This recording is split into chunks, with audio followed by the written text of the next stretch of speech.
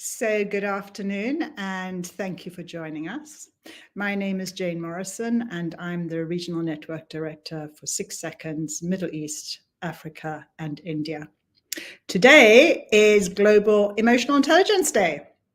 And to honor that, we thought it fitting to dive into the key findings from the 6 Seconds State of the Heart 2024 report and explore the implications, particularly for leaders in Middle East, Africa, and India.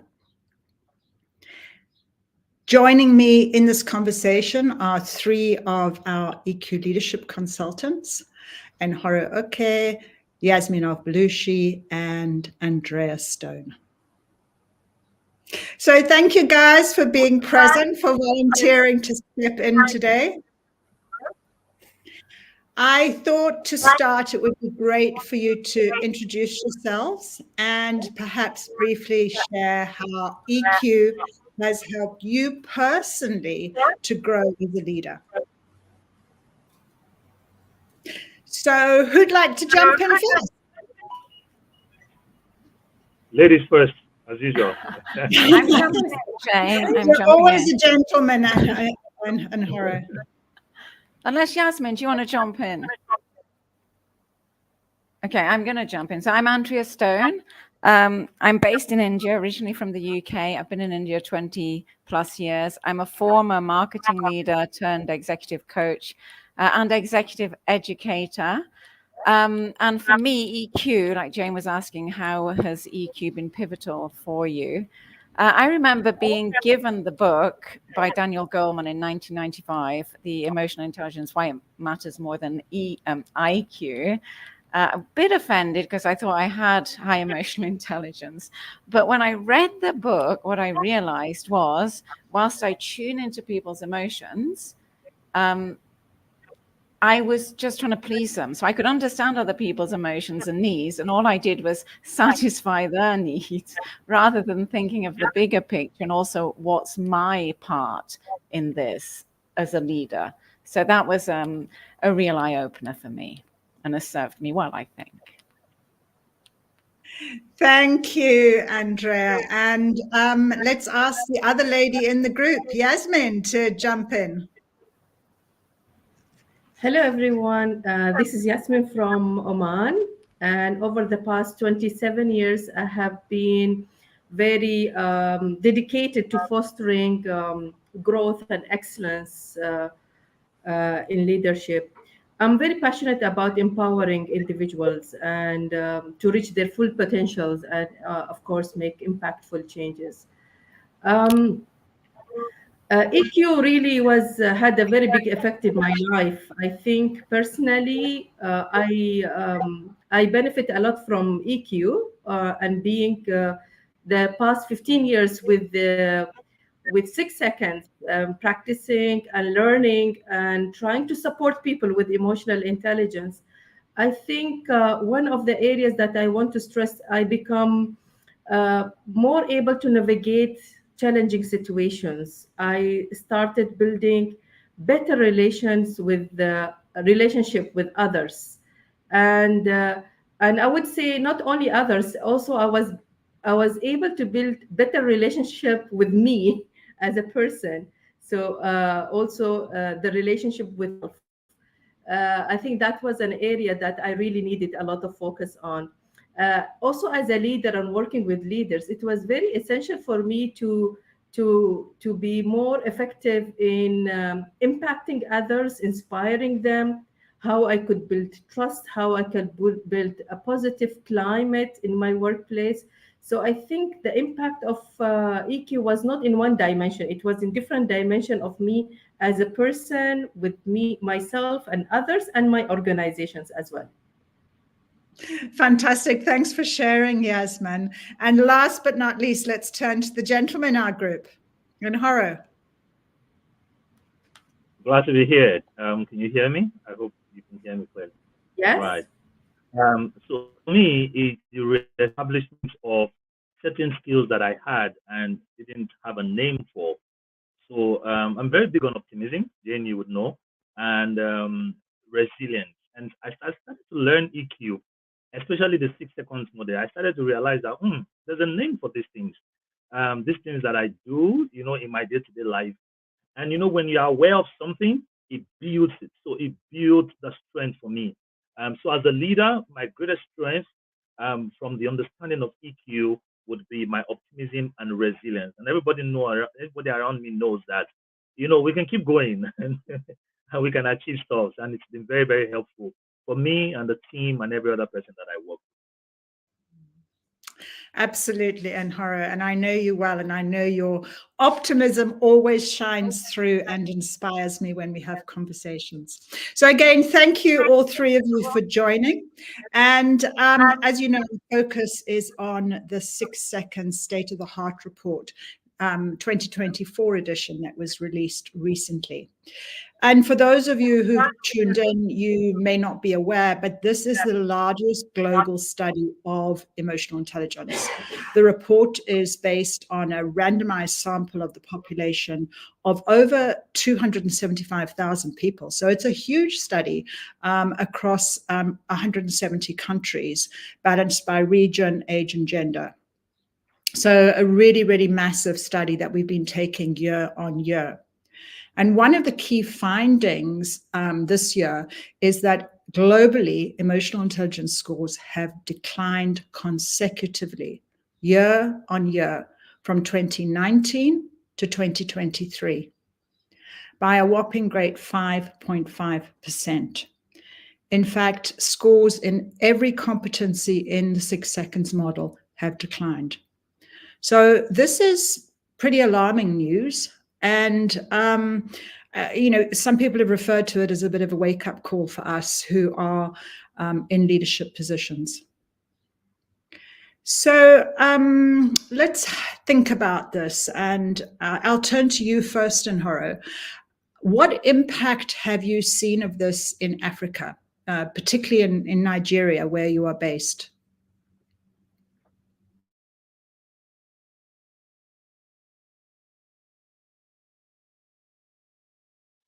So thank you, Jane. Like you said, it's a wake-up call. If we look at it from one perspective, it could be saddened to say all the work that we're doing is not reflecting. But again, as emotional intelligence professionals and practitioners, we know where to look at to find the sweet spot. Yes, I look around Nigeria, and particularly Nigeria in Africa, which is one of the biggest economies in Africa. And we see it everywhere, from the increased conflict and aggression. I mean, it's not just the terrorism, it's also in the offices, in the relationships. We started a female group just because of conflict between husbands and wives. You understand? We see it in offices. One of the signs is increased mental health issues. Nigeria has never been big on mental health solutions like we are now, because there's mental health crisis everywhere, in every corner of the country. You can see it with the younger ones. Substance abuse is increasing like we have never, ever seen before. Of course, we see, so there's something I call the celebrity culture, which takes people away from the capacity to be self-aware. It brings about a level of narcissism and entitlement because everybody wants to be a celebrity, because of the social media too. So there are people are looking up to certain people who just make money immediately, looking up to people who are out there and living large, and people are forgetting themselves. So the self-awareness is really, really low around Nigeria and Africa. It seems like people don't even know why they are living and for the reason they are living. So everybody just wakes up every day, just keep going and going and going, and not sure what life is really about. I see it in education, from the government to the people, from the leadership to the people. Communication is not as strong as it is supposed to be.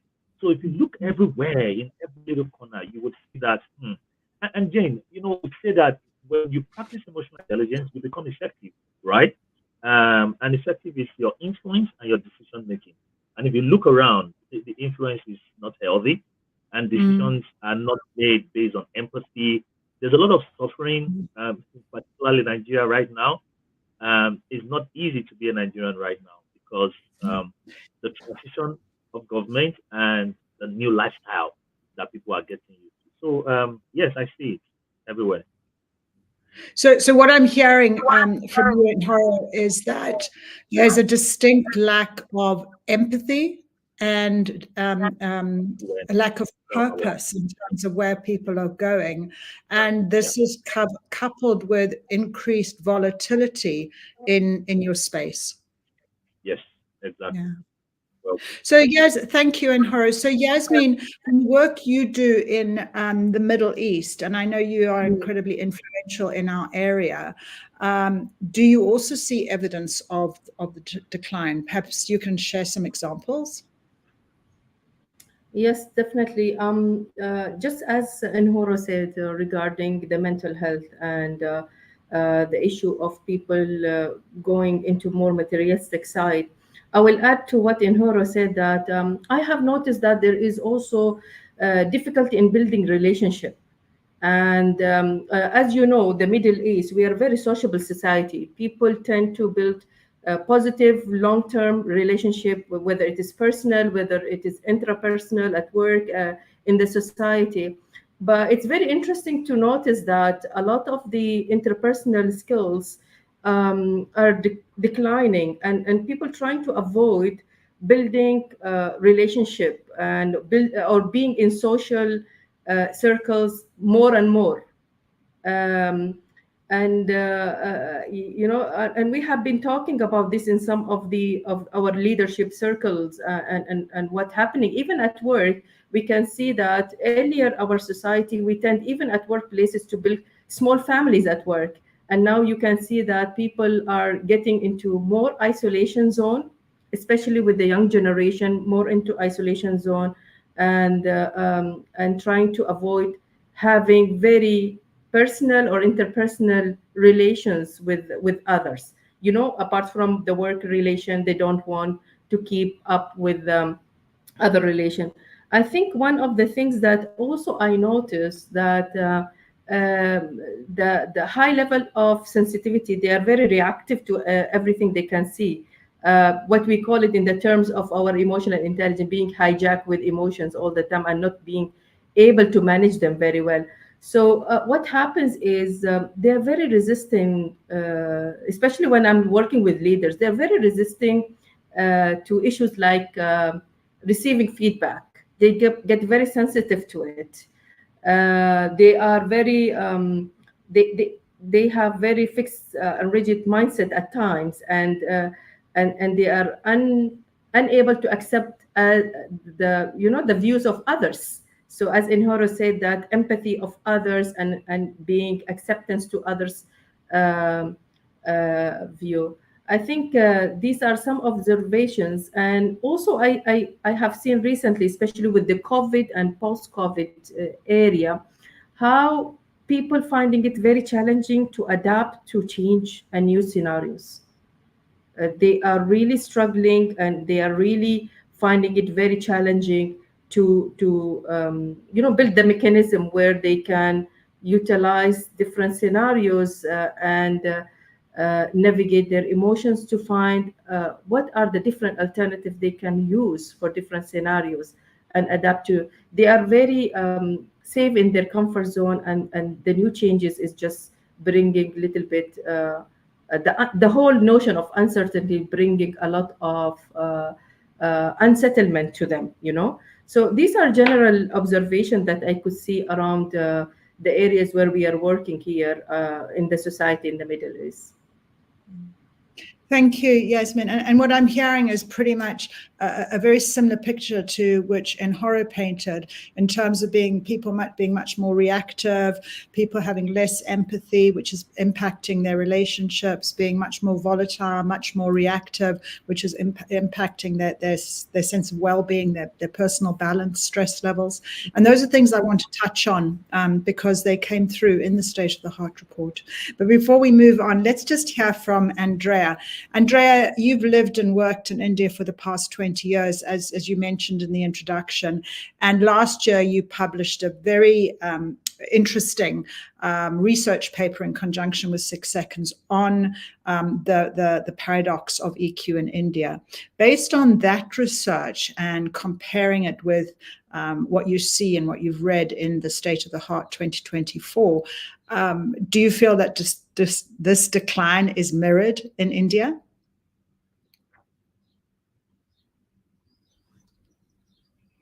Mute.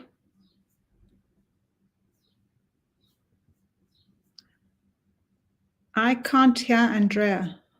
Sorry, I was on mute, being very careful of the background noise. But yeah, so Jane, you might remember 2016, 6 Seconds published a report on EQ in India. So what I've done is look at the 2023 results and compare that to 2016, as well as look at India in comparison to the global EQ scores. So yeah, EQ has declined overall since 2016 in India.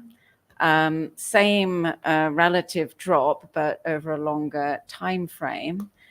And obviously, I've worked in the corporate world in India as a marketing leader. I've coached leaders, worked extensively across different sectors, but I do tend to work a lot with technology organizations. So I'll talk a bit about that in a moment. But one thing that always fascinates me about India is this ability to think rationally and use the cognitive, the facts, the figures, and be excellent there. So in 2016, I think I'm right in saying India had the highest ability to think through logically and make rational decisions based on facts and figures.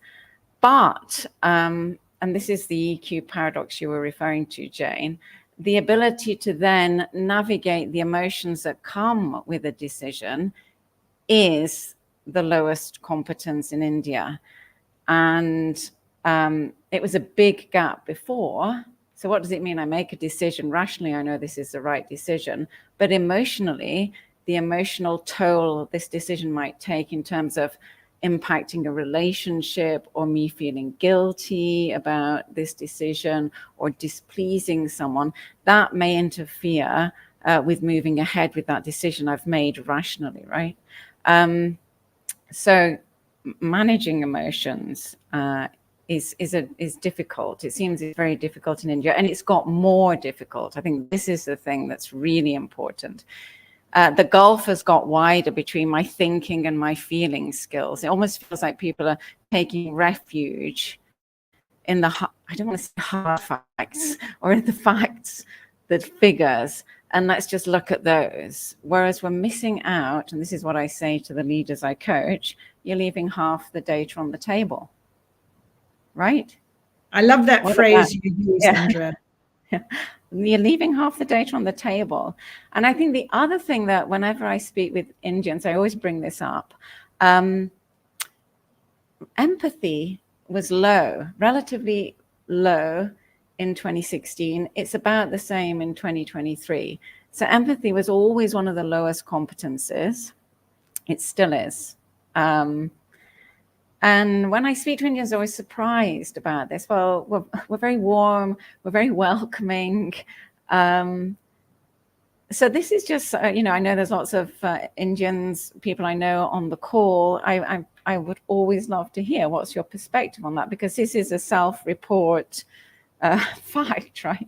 Everyone's reporting that we're relatively low on empathy. And as leaders, well, we can talk about that, but leaders are leading people, right? And we need empathy to lead effectively. So I'm seeing that strong task orientation, forget about the emotions, forget about the emotional data, let's just move ahead. And it's not effective, right? We know it's not effective. Absolutely. So that's my perspective. Thanks for sharing, Andrea. And I think what you're saying there in terms of, people taking refuge in those sort of cognitive skills and leaving the emotional data to one side and then moving into the state of reaction is very, very, comes through very clearly in the State of the Heart, where the competency that we refer to as navigating emotions being the lowest of the competencies, and it's shrunk right back to a state where globally we are vulnerable in that area. So really interesting. Thank you, all three of you, for sharing that. The report actually coins this phrase that we have now entered into an emotional recession, a period of emotional depletion where people have a lower ability to cope with day-to-day stresses, which you have actually highlighted in what you've shared. They're less likely to feel empathy, feel not see this bigger sense of purpose. So, you know, you've all highlighted that you're seeing this in the three, you know, regions, in the Indian region, in Africa, and in the Middle East. But what I'm curious about is, what are the potential implications of this emotional recession on engagement and productivity in organizations? So, Dr. Yasmin, perhaps you'd like to kick off by just sharing what do you feel is the implication of an emotional recession on organization engagement and productivity? Thank you, Jane. I work with a lot of organizations here in Oman, and I work on the profile of the engagement. And you are right, the decrease of the emotional recession and the decrease of engagement and productivity, because it has a very direct impact on the productivity and engagement. One of the direct results that I have seen that people lose the interest. So the motivation is very low. They are disengaged, and their commitment level to the work, what keep them fueling and what keep them willing to do more and more, it directly affect how much energy they want to put into that place. So, you know, it's very much connected to that. And that results usually in a very high turnover in certain organizations. People tend to try to see what are the other opportunities in other organizations. And that always impact the trust, it impact the loyalty, it impact to what extent these people put energy and effort in an organization and bring the productivity in a higher level. So this is one part of it. Also, when people are not emotionally intelligent in an organization and not very much aware of themselves and others, people dynamics in that organization tend to get affected very heavily.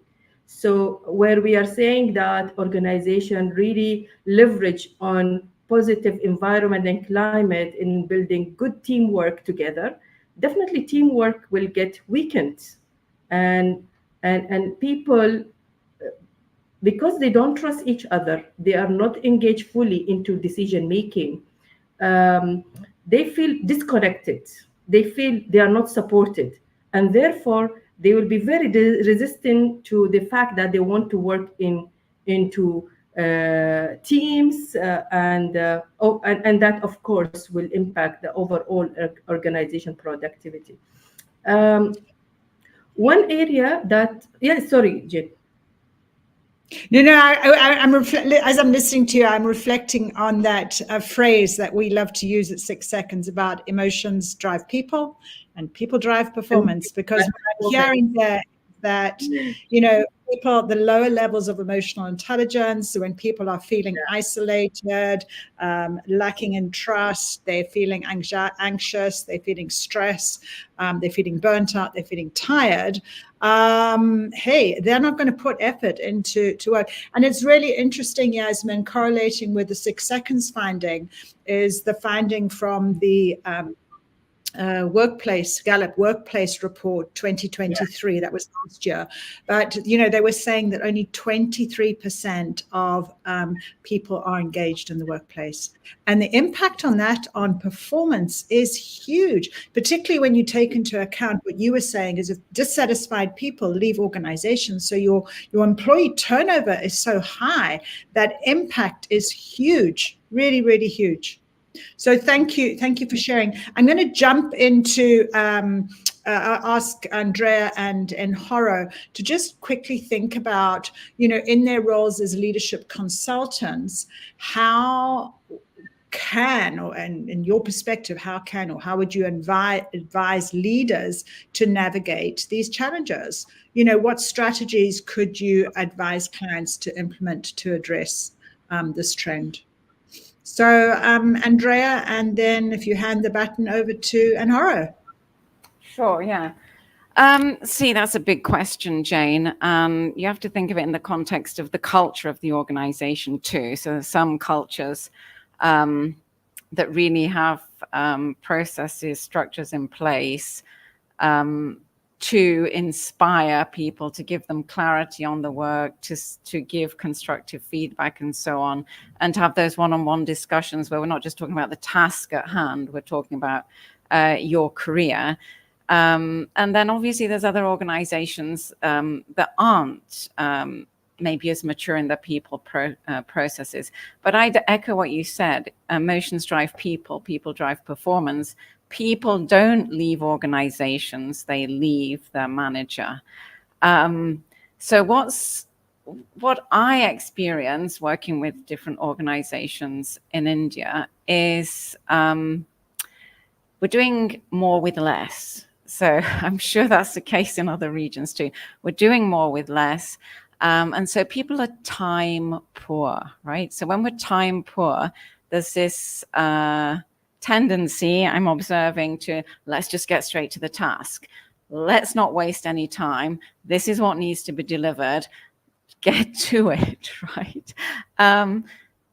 But we know, and we've been talking about change, there's a huge amount of change. There's a lot of dynamic industries in India where there's, change is happening all the time, but most change initiatives fail. I would say that they fail not because we don't have the right strategy, because we fail to take people along. We fail to share the vision. We fail to hear them out. We fail to give them a voice. So it's a fallacy that let's just get straight to the task. This needs to be done.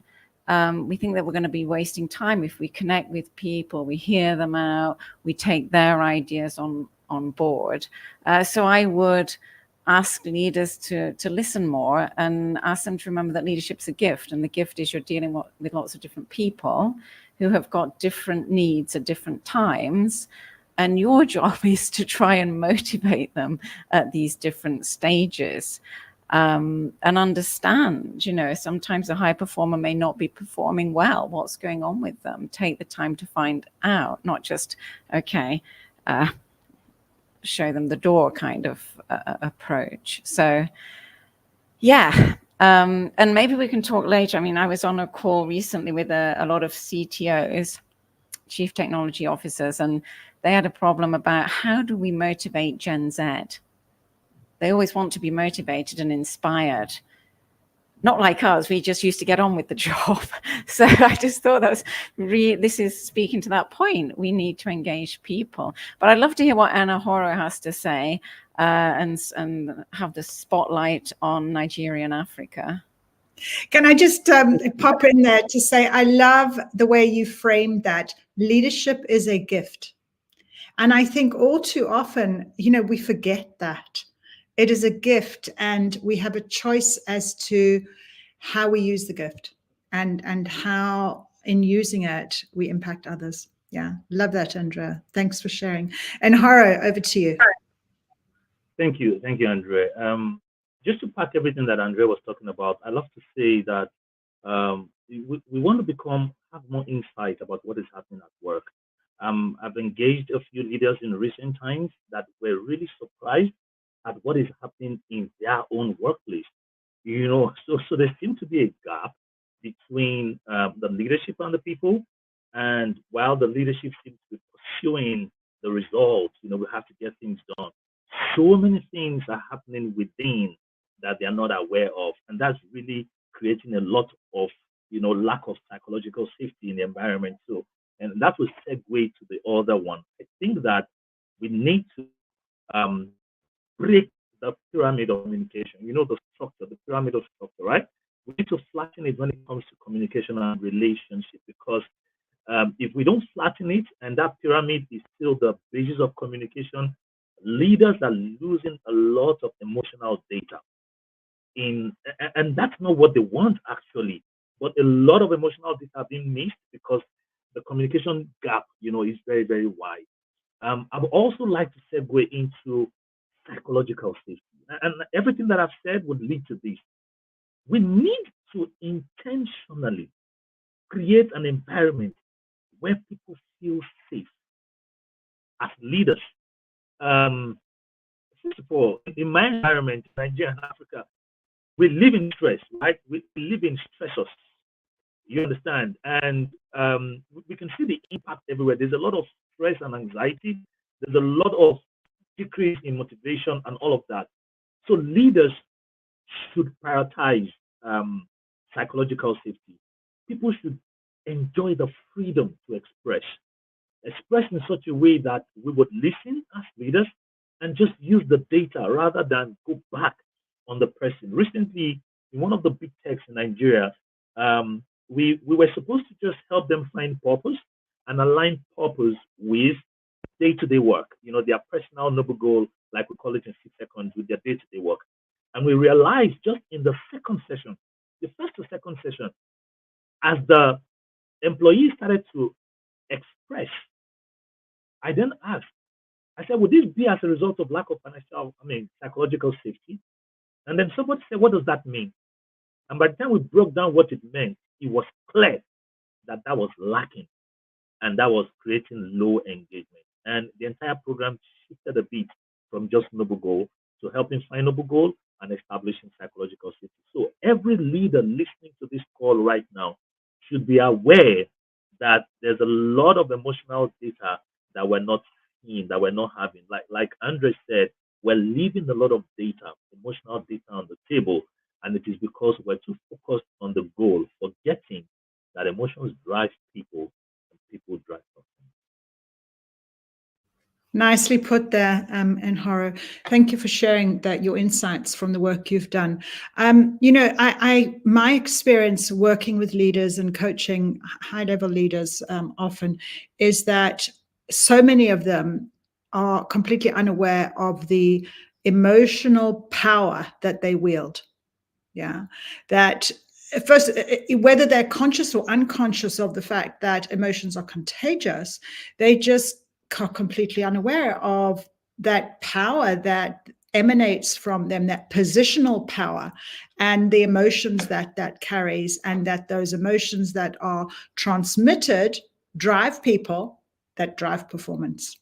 So I saw someone here saying, there's so often there is confusion between leadership and management.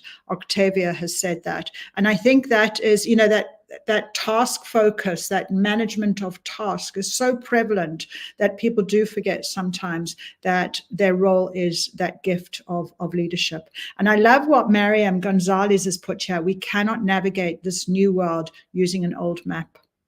Yeah. And maybe the new map is the EQ map. Nice one. Nice one.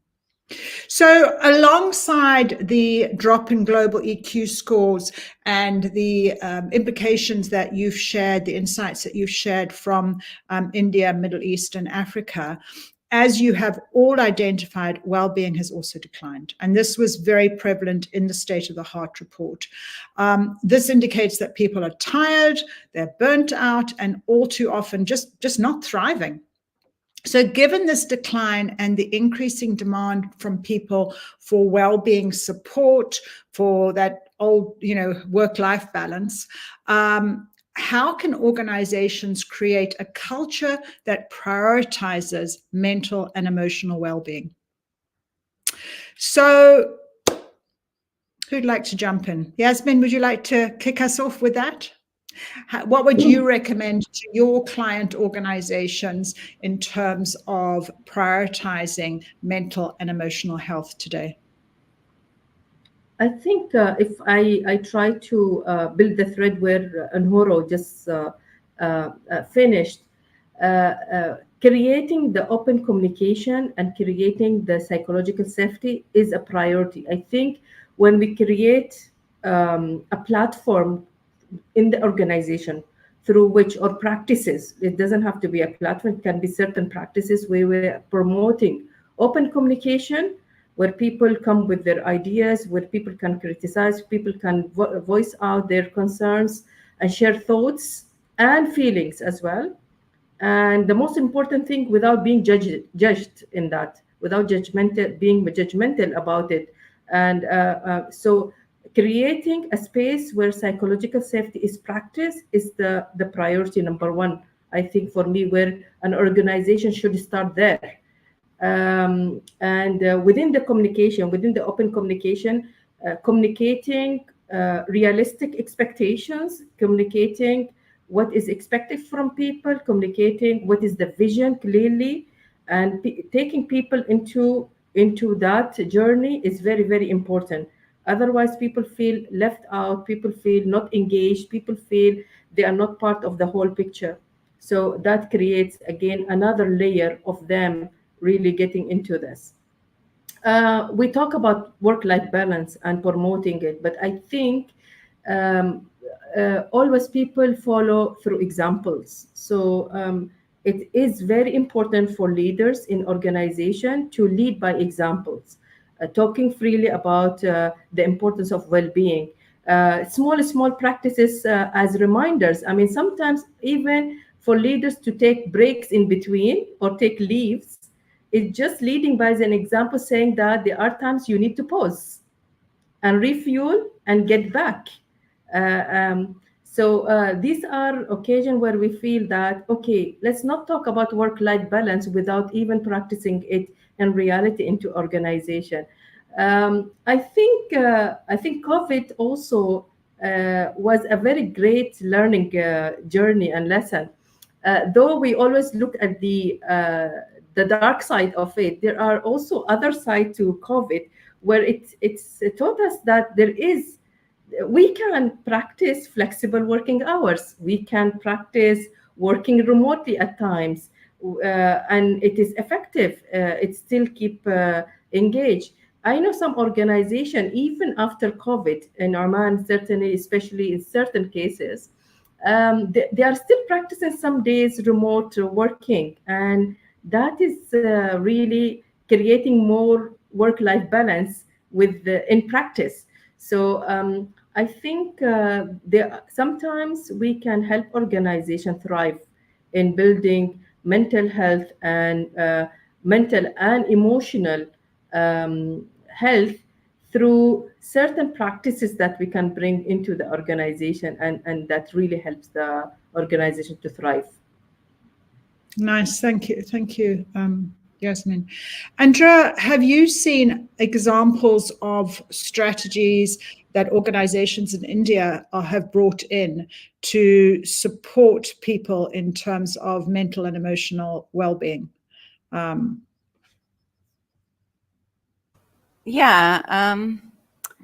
It's a big question, right? Because like Yasmin was saying, we've just come out of a pandemic, not just, but it's in recent memory, where people were working very effectively remotely. And I've noticed with some organizations is now we must get back to the office. But that leads to that sense of, oh, don't you trust me? I've been working perfectly well remotely. I don't really want to come back to the office. Can I not just work from home? If we set the expectations clearly, if we have regular check-ins, what is the need? Now, I'm not arguing either way. There's no one right answer for any team or any organization, but I think the organizations that work well give people the voice and the choice. We work better when we meet together at least, once a week. Let's start with once a week. Can we agree to that? Or have mechanisms that we're going to meet up and we're going to meet as a team. And I know organizations that allow anyone globally to work remotely. So they have mechanisms to check in. They make time in this online world, this virtual world, to have non-work conversations. So they build the connection. Still, I hear from many people, I want to meet the team. I've never met the team. We need to get together. So I think successful organizations have mechanisms in place to ensure people do come together, their expectations are clear, that they cater to the needs of their people if the people are performing well, and allow them to work in hybrid mode at least some of the time. Beyond that, I don't like to say work-life because work is part of life, right?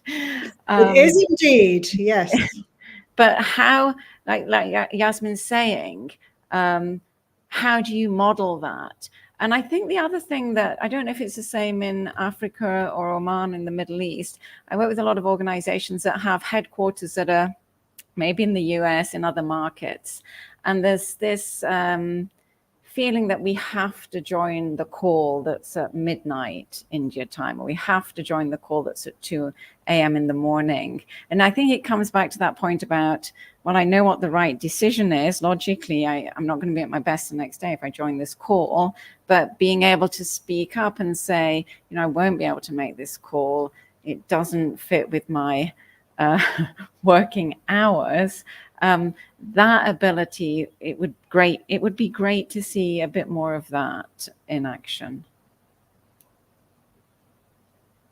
Underscoring everything that you've said, Andrea, for me is building trust across the relationship. Yeah. And I think, you know, very often I think about all these highfalutin strategies that organizations put in place to build trust. And yet we know that people don't leave organizations, they leave leaders. And for me, one of the golden threads to leaders building trust is in the small moments of the interactions. Yeah. So my own experience is that when someone remembers my partner's name, my children's name, my birthday, I mean, little throwaway things. Oh, the fact that so-and-so was ill. How's your mum? You know, are you on holiday recently? How was that? So those small little moments that make you feel recognized, make you feel valued, that you are important. I hold you, you know, part of you with me, is so important to building trust. And I think that is what leaders sometimes miss out on when they are so task focused. Yeah. And Horo, let's hear from you. What do you feel leaders have or leaders need to do in prioritizing mental and emotional health for their teams? Thank you. One of the things that I've noticed here that is working now, which didn't used to happen in Nigeria, and I believe in other part of Africa, is the strategy of employee assistance program seems to be growing. That is something that you ordinarily wouldn't see around. And organizations are beginning to look for therapists. They're looking for coaches to work. I mean, it's growing gradually, but I'm excited that is happening. So you would begin to see that people who work, you know, are asking for coaches, you know, and I've had to manage a few of that. The second one is that our health insurance scheme are beginning to add things like going to the gym, you know, as part of the package, not just the hospitals, and also seeing a coach or a therapist. I've seen that once, but I've seen the gym thing happening everywhere. And I'm like, that's great. So people don't have to pay to go to the gym with their money because, I mean, if they don't have it, they won't do it. But seeing that they can pick it in the HMO, that's what we call it, the health insurance scheme. I'm excited that that is happening. And, you know, and exercise is one of the best ways to manage your stress, right? But again, I've also seen how leaders have managed coming back to work from staying at home, you know, from work from home and bringing them back to the office. I've been excited about one or two organizations who start by saying you can now come to the office once a week, you know, and that's how they got started. And then once a week plus a town hall meeting, and then once a week plus another day of your choice plus a town hall meeting. So I've seen that happen, and I think that that's very intentional. I have encouraged them to continue. But I think that the bigger part of it, Jane, to combine what you said and what Andrea said, is the little moments where the leaders speak to people's health and well-being. When you're passing someone's table and you're able to say, you look stressed. You know, what's going on with you? Where you meet somebody on the floor, on the manufacturing floor, and you ask them, you don't live around here, you just walk around here. When last did you see your family? And I've realized that every time I do that, it lights up, the glow on the face to say, wow, he's asking when last did I go home? And then right there I pick my phone and I call their leader to say, this person has not gone to see his family for the last 3 months. Why? Can you guys organize something? And I've encouraged a lot of leaders around to do that, because again, a lot of time the stress is more in the mind. The TFA, right? The thoughts, feelings, and action. The stress is more in what they're thinking.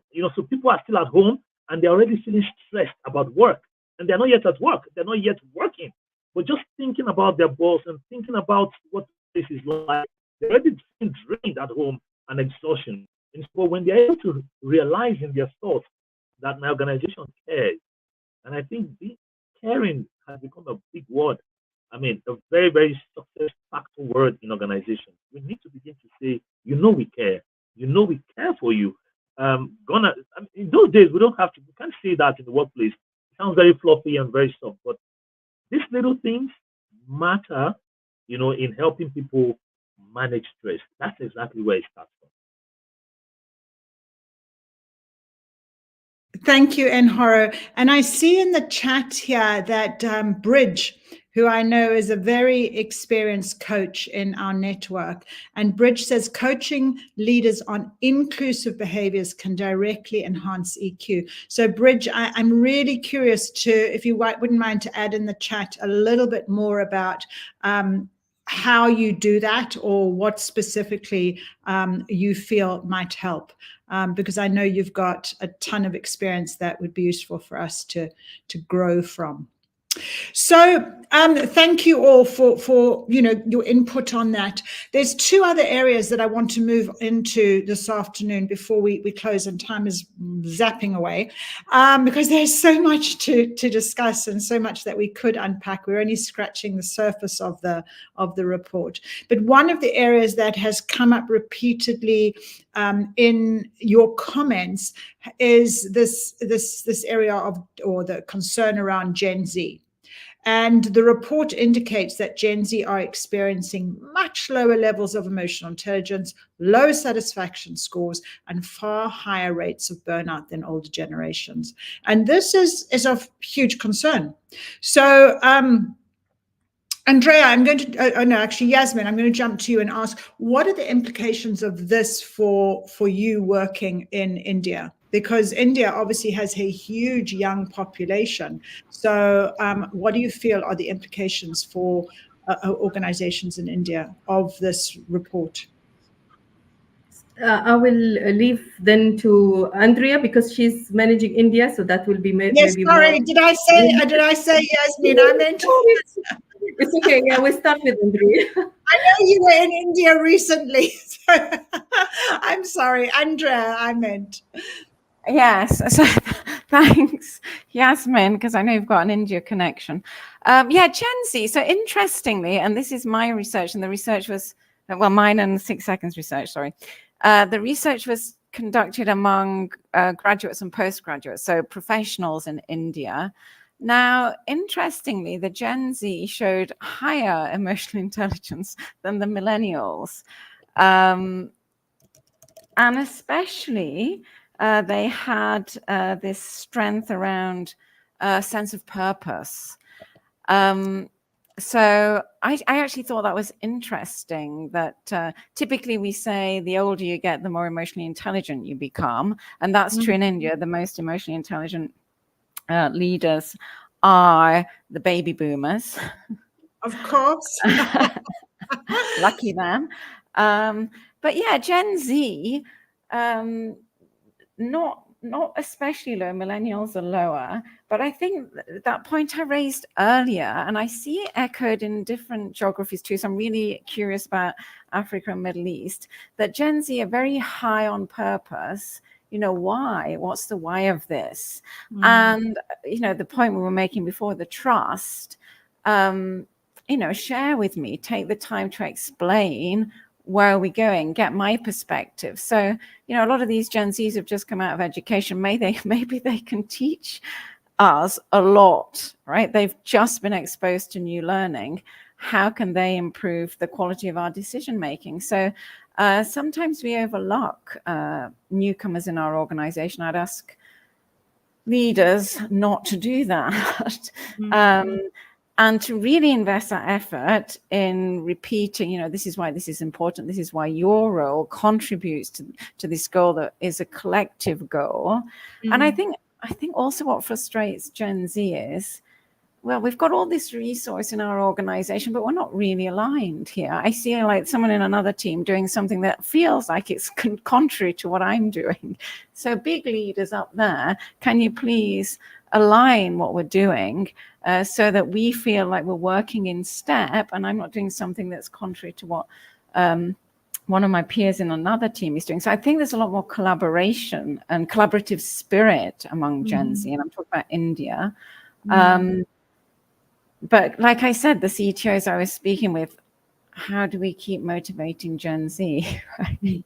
That was a real headache for them, almost like, oh, do I have to spend time talking to them, being transparent with them? Well, yes, right? That gives them meaning. It makes them feel included.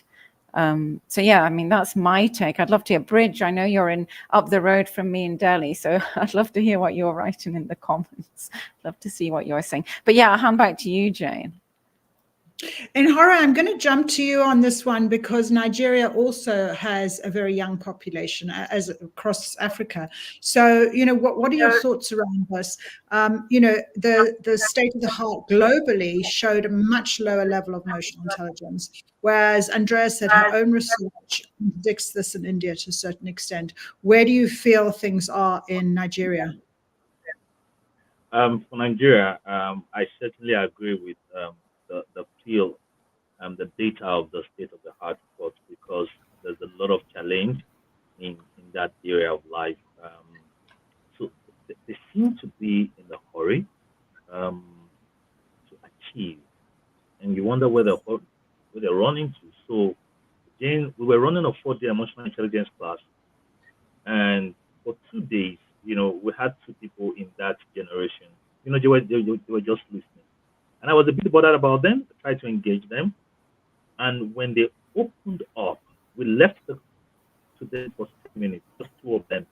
And they were giving us data of how much pressure they have in their day-to-day life, how much they expect their people at their level to have achieved things that we are trying to achieve, how much they want to travel the world, but they don't have the kind of money that they're supposed to have to use in traveling around the world. How much this idea of 25 years old millionaires under 25, 30 years old under 30, on all of those kind of data. And when you look around, the level of comparison that is happening around them, the fear of missing out, especially for the social media, there's a lot going on TikTok, there's a lot going on Instagram. And so all that information, I think it's not just an interesting place to be right now at that stage of life, because the flow of information, activities, one challenge to the other, and what they want to express is so much that is enough to break a human. So yes, I see that a lot. Social media influence, young entrepreneurs wanting to get investment. There's a lot going on in that space. You want to get an investment from this company. So everybody's trying to make an app. Everybody's trying to make a product, and they can see 1 or 2 people who have done that successfully.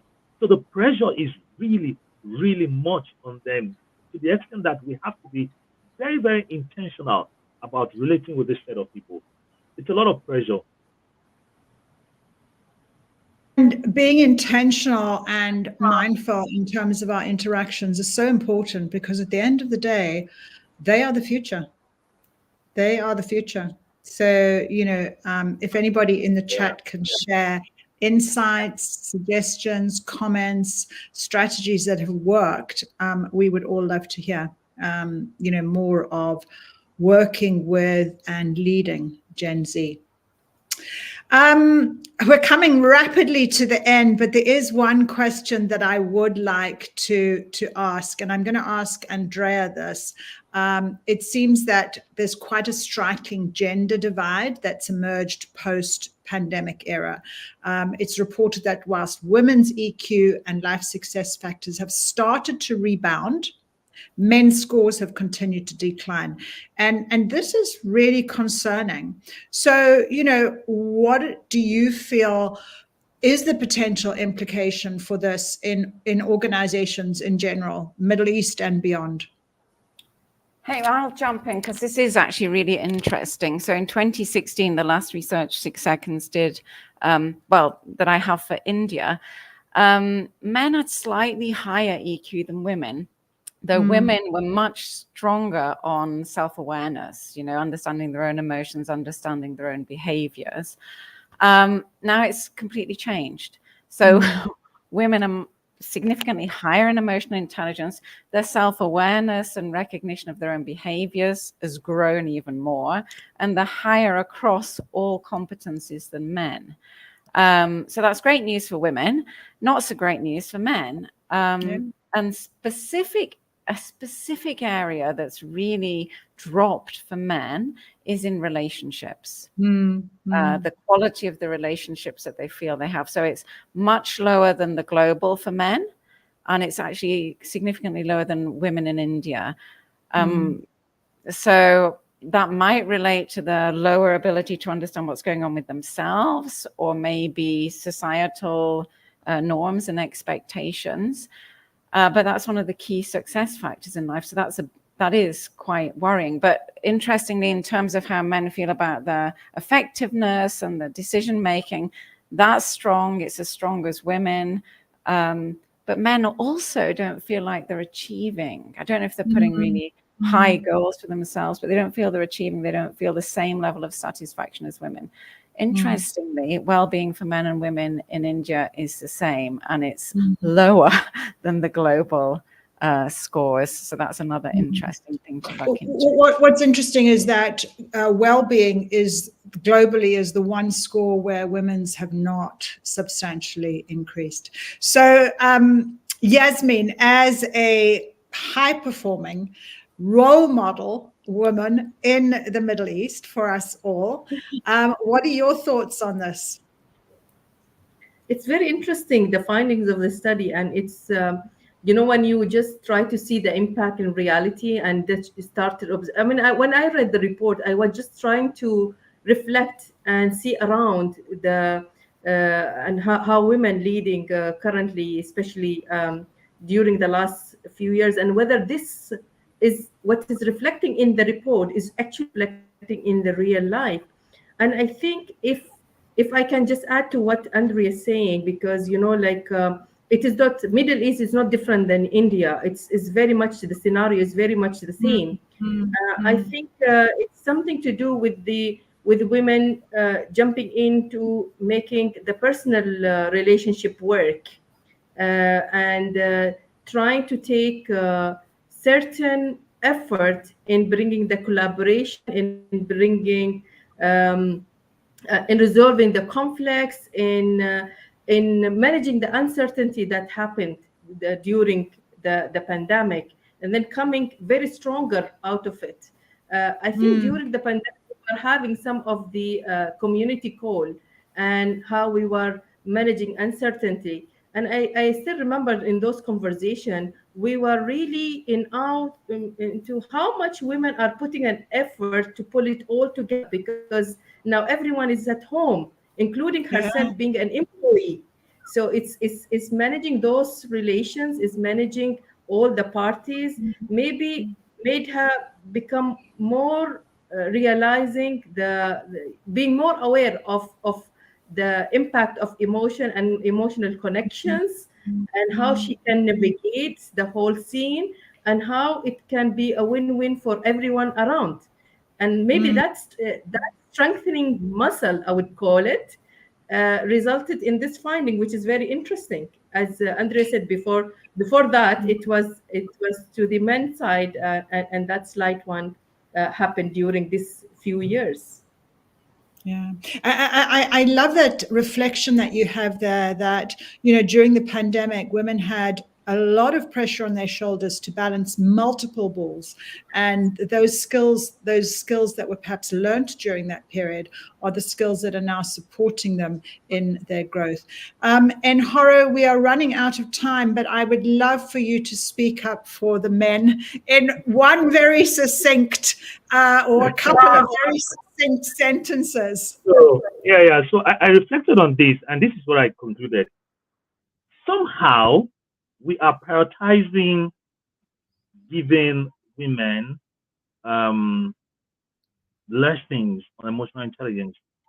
That's what I see. I think it's about the fact that the world thinks that women need to be strong. The world thinks that women need to learn, and women are vulnerable and they are the weaker people. And then a lot of attention has been placed on building the women, and all of a sudden that is paying off. And I'm a practical example. I have a group of about 700 women. We call them the EQ empowered women. And people have been asking me, when are you going to create the group for EQ empowered men? And just this morning, as I was thinking about this, I realized that I'm not motivated to do that. I'm just concerned about the women need to be strong. We need to help the women. And I just realized all of these over the years, might have just paid off, and all of a sudden, in Nigeria, we're beginning to see women managing directors in banks. It didn't used to be. And the numbers are growing. And I think we need to focus on the men a bit more. I don't have that motivation, but I'll go look for it. That's a challenge for you, and Hara. I'll bring it up with you, a new goal for this year. The Nigerian EQ empowered men. I'm just looking here at what our friend and colleague Amina has put. From my experience working with leaders in the corporate world, well-being for women is a challenge because women are putting more focus in improving their effectiveness and claiming their right in positions in the workplace. And I think that is so right, particularly in a lot of our part of the world, in the Middle East, India, and Africa. Women are really making an effort to shine, and they are. So great. We need to wrap up, much as I feel we could continue for a while to come. But I want to ask each of you, as we end, that based on the state of the heart data for your country, your region, for our region globally, and your own research and experience, what is one piece of good news or one opportunity that you want to celebrate before we end today? I want to celebrate. Let's start with Enharo, because he got left till last. Go on, Enharo. Off you go. Enharo, you go. I mean, even though EQ is declining globally, it's exciting to know that Africa's got, a good news, rating itself at number 2, I think, Jane, for EQ growth. And, where's Mucha? Where's Tandy? And all the coaches of EQ in Africa? I see Fejuro, I see some other people. The work we're doing is paying off gradually. That's it for me. Thank you. Absolutely. So, Enharo, thank you for what you do, and please continue to lead the way and use your optimism to inspire us all. Thank you. Let's move to Yasmin. What piece of good news or news to celebrate are you leaving us with? I think the report is an eye-opening. It's our awareness. It's our K. It's the know. So we have the map. For us, if we have the map, we know what to do with it. So I think the starting point is clear. Now we know where things are going wrong. We know what we need to work on. Jump in. 1, 2, 3 pasta. We need to make an action around the world. I love that. Yeah. So the state of the heart is the no, as in no, this is what the state is at the moment. We know where we want to go. We know that sort of give yourself purpose. So we have this incredible opportunity to think about, well, what are our options? Nicely put, Yasmin. 1, 2, 3, pasta to you. And last but not least, Andrea, what are you leaving us with in terms of something to celebrate? So I want to celebrate optimism in India. It's not the highest competency, but I feel a lot of positive energy, a lot of optimism. And I am confident that people will shift out of their purely rational brain and start getting the wisdom in the emotional data. So I'm optimistic about that. Nice. Absolutely. And optimism, we know, is exercising optimism is hard work. It doesn't just mean having a smile on your face. It means having this perspective of hope and possibility. And sometimes exercising it, particularly in these tough times, the busy times, can be really hard. But it is the one competency that, above all, links to personal and professional success. So a good one to focus on. And I just want to say thank you, Nhoro, Dr. Yasmin, and Andrea, and back of house to Mucha and Joy, and to all the other people in our network, and to those of you who've joined today. It's been a really fun conversation. I'm looking forward to the next one, where maybe we can take a deeper dive into some of the other data. Thank you. Thank you. Thank you for everybody for showing up.